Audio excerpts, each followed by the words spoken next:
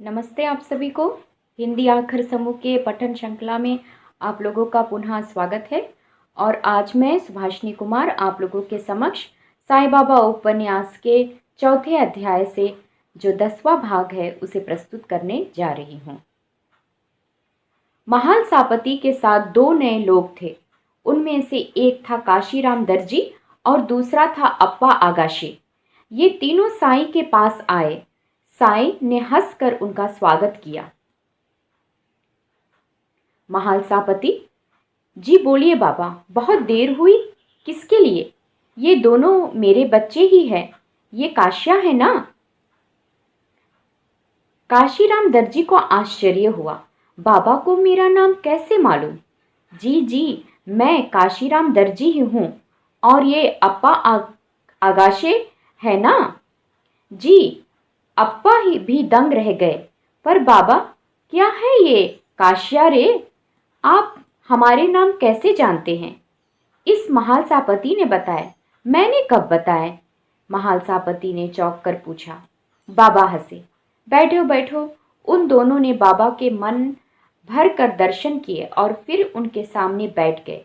महाल सापती, ये तो अपने ही लोग हैं, पर तुमने इनको मिलाने में इतनी देरी क्यों लगा दी? भूल हुई मुझसे, अपराधी भाव से महाल सापती ने कहा। भूल कैसी? और अगर भूल हुई भी तो है तो तुम्हारी नहीं, फिर इन दोनों की है, मान्य है। दोनों ने अपने दोनों कान पकड़कर अपनी भूल स्वीकार की।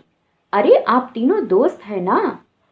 तीनों मिलकर शिरडी आते हैं, साधु संतों की सेवा करते हैं। जी हाँ। तो क्या मैं तुमको साधु संत नहीं लगता, शैतान लगता हूँ? जी नहीं नहीं।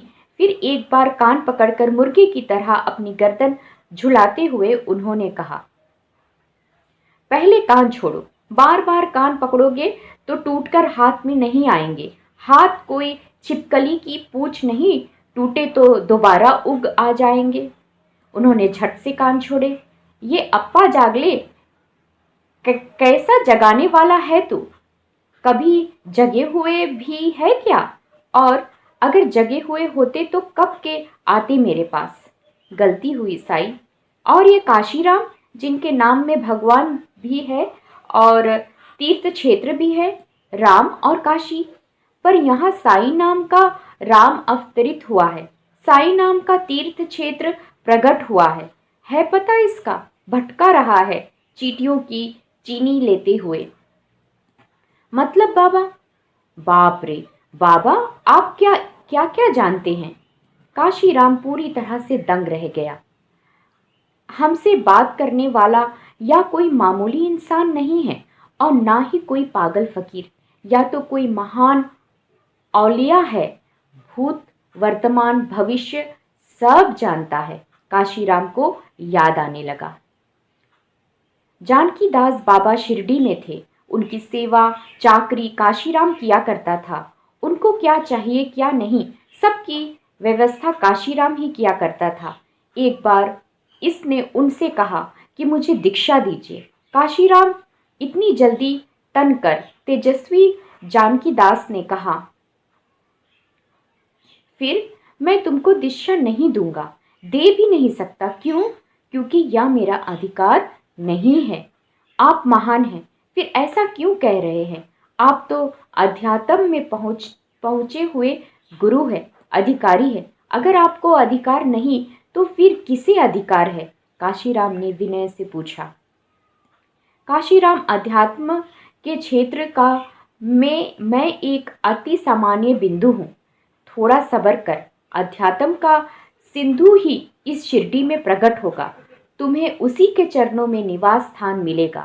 पर कब? शीघ्र ही। ठीक है, आप जो कहते हैं वह होकर ही रहेगा, इसमें कोई शक नहीं। मेरा भाग्य ही महान होगा। पर काशी, मैं तुम्हें एक काम सौंपता हूँ, उसे नियम से करते रहना। अपने प्राणों से भी बढ़कर आपका काम मैं करता रहूंगा। सुनो तो फिर, हर रोज तू चींटियों को चीनी डालते रहना। इस इतने से जीव का तुम्हें आशीर्वाद मिलेगा। ठीक है महाराज, आज से ही मैं इस शक्कर व्रत का पालन करता हूँ। बहुत अच्छा, मेरा आशीर्वाद हमेशा तुम्हारे साथ रहेगा। काशीराम उस पुरानी स्मृति में खो गया था। कश्या, काश्या, खो गए पुरानी यादों में। अप्पा, तू तो जागा है कि नहीं? जी, दिन दहाड़े उगने वाले अपने मित्र को हिलाकर जगा देना। पर तब तक काशिया जाग गया था। होश में आकर वह साई को एकटक देख रहा था।